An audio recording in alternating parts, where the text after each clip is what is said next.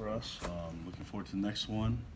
A lot of things that we saw. I think last time I talked to you guys, confirming a little bit, watching film, some things we can do, and then do better. And then there are other things that I thought were a little bit better than I imagined. So, not as bad as I thought, not as great as I thought too. So, looking forward to getting the next one and getting out to Fresno, and so it's going to be a lot of fun.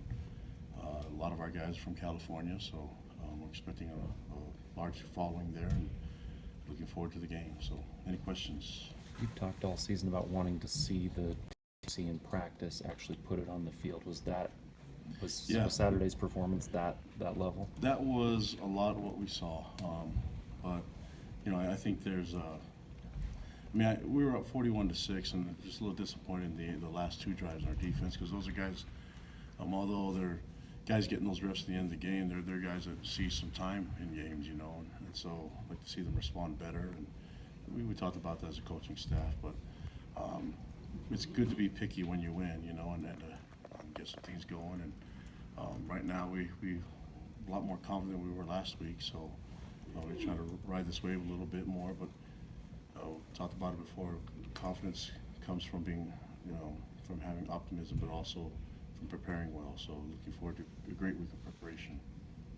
Is there some sort of identity, and you talked about that all season, that you can take from that game, or is it you're still searching for that? No, there's some good things to work on, but yeah, we're still looking to get better, and so the theme will still be the same, and still prepare the same, and it worked last week, so let's do it again this week, and maybe amp it up a little bit more, and try to have as perfect game as we can. That's what we try to do every week. It seems like whenever KJ, and this not just this year, but just in years past, when he's come in, been able to get chunks of yardage. What do you see from his game that's allowing that for him? Well, I think he's, he works really hard, studying film and also trying to perfect his craft. And there's things that we saw in him that we liked with his abilities and his instincts as a running back. And a lot of that comes from him. His father was a big-time player, and grew up understanding the game. And he's named after his pops, so I imagine he plays a similar way, maybe a little bit faster. I can tell Caitlin that, but he's got a great feel for the game, and what's underrated about him is his ability to pass protect. He does all things right, and it was good to have him back, and hopefully get him back soon. Yeah, what is his status? Is he? It's not season ending, and so we'll go day by day right now and just kind of wait and see what happens with him. And there's a chance he could play, this week, and if not, then we'll wait and see what happens after that. Were there any other season-ending injuries? Yeah, Grant Jones is done for the year.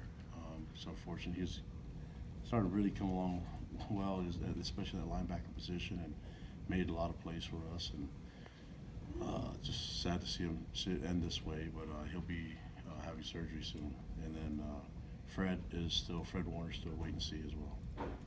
So we're still a chance for Fred and for KJ to play. Did the mood change at all for the team coming back to practice today after a win?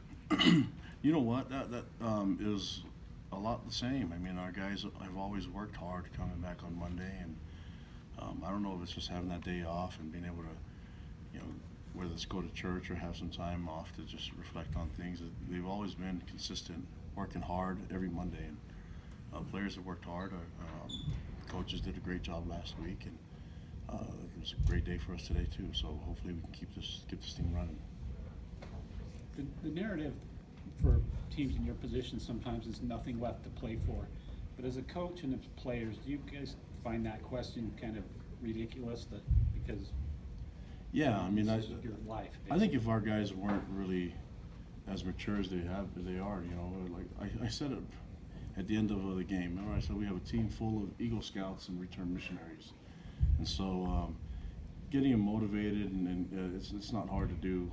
These guys take over and they understand the issues and the losses that we were part of, but they understand there's a way to fight back from it. And adversity is really nothing new to them, So this is one win, and we're looking to get the next one. But we're happy that it happened, that we were able to put it together. But just looking forward to the next one, the next opportunity. Thankful that we have that too. How were Chris Wilcox and Trey Green able to step up with Troy Warner being out? Can you assess their play? Yeah, Chris did really well, and Trey, they got a lot of reps in there, but I think that Chris played exceptionally well. Did some really good things with his technique. He's still young, you know, being a true sophomore.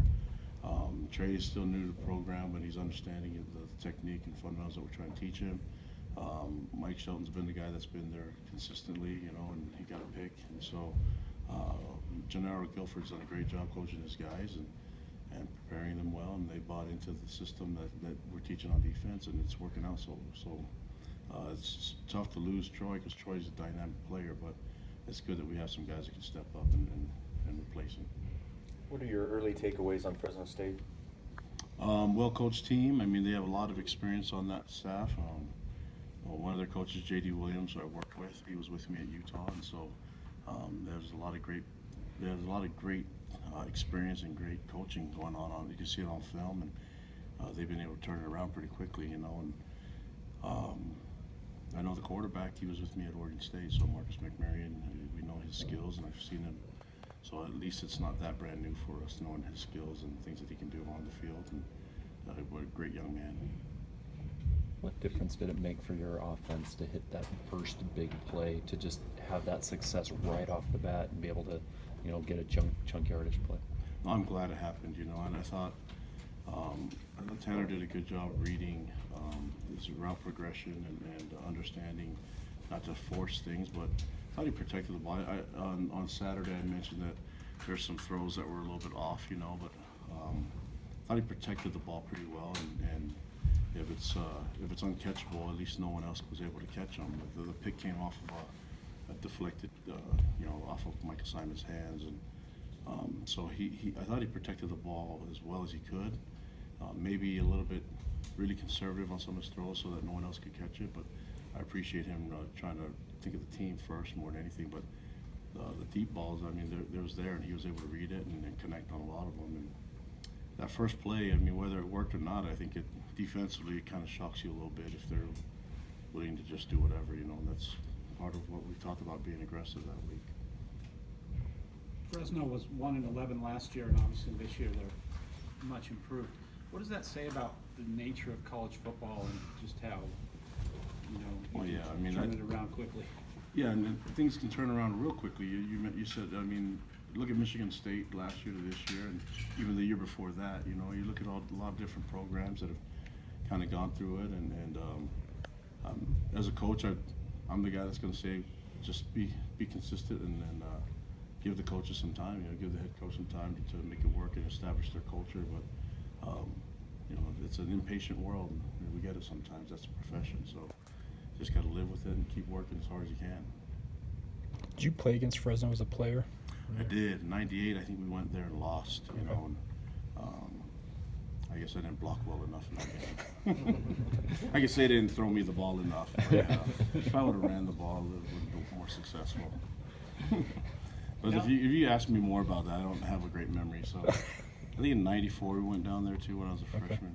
We won that game. So I think someone's going to check. I mean, someone will Google it. We'll look it up for you. Now that Gary stepped down at Oregon State, has he had more time to talk to you, and have you consulted with him much? Now that No, I keep in touch with all those guys. So like Kyle and Gary are friends of mine, and Norm Chow. I mean, all these guys are available, and we with technology nowadays, you can text and keep in touch with everybody. You know, so those friendships were there before the season even started, and you know, so we're always going to lean on each other. I think that's a good fraternity of coaches that keep in touch. And I talked to Coach Brennan yesterday, you know, last night, and just you're always going to keep in touch and see if there's any advice you can get from others. But I think we have a lot of guys that know what's going on here, and if I have any questions, I can just ask any random fan. Last couple questions. Tedford's a Fresno State alum. You're a BYU alum, of course. Mm-hmm. Do you think it's important for a head coach of a program to have that kind of connection to a program? I mean, I think it's different. It's unique. You know, me being here and playing here, and our coaches being through it. It's just when you recruit, especially, you lived it, so it's easier for you to tell it, you know, and we all became better because of the schools that we went to, and we kind of went through that transition from a young man to an adult. So you're always going to remember that place. It's always going to be great memories, and because you made that move. But when it all comes down to it, as for coaches, yeah, you love being back where it started, basically. But this is about the players and about, you know, our program, and our players worked extremely hard for this win last week, and our coaches did a great job preparing them. So those guys did a great job. Me as a head coach, being back, my old stomping grounds, it doesn't do much for me. I mean, I get the same feeling when I go back to good steakhouses that I've had great food at. Can you attribute the injuries to any one factor, or just the? No, I think so. That one's always hard because I think life would be simpler if you could just name one problem, one reason why things happen, right? But there's a bunch of factors that go into it, and I don't know if we have that much time to talk about it, you know. So whether it's guys coming home from missions, or just sometimes a field surface, or sometimes the you know, just the wear and tear of football. Injuries are not brand new to this game, and you see it in all levels, whether it's little league all the way to the NFL. So yeah, if there's a secret remedy, I think everybody would figured it out by now. So that and weight loss, I'm still trying to. If someone has a magic pill that's chocolate flavored, I'd love it. Anything else? Yeah. What about the challenge of just being on the road and have such a late kickoff? What kind of things do you do to kind of keep the guys occupied between that long Saturday? Well, there's a lot of football going on during the day. I think the harder ones are the late kickoffs on a weekday. You know what I mean? When you have to keep them kind of busy with meetings and stuff. And so this one, our guys love football, and they'll watch film, and they'll watch games and enjoy the college football atmosphere. And that's a lot of it's so much available, so many games available nowadays. So they'll have things to do with that, and meetings and eating. I was just gonna ask on the injury thing, do you look for patterns, like lots of similar type of injuries? Do you have people looking at those types of things? Oh, yeah. Has that been the case this year, or has it been a wide variety? Yeah, of there's a injuries? bunch of, well, I think it's more, there's been a lot of different injuries, but there's a lot of breaks and issues with I mean, I think the variety is probably widespread. I don't know if you could really narrow it down to one thing, you know. So it's not the weight room, if that's what everyone's trying to get to. We have the best strength coach in the country. So Newton Tafisi, I'll back him up 100%. The guy played at Cal, worked at Boise State. Look at his resume. You know, Boise State, Utah, went to USC, and he's doing a great job with our guys right now. So.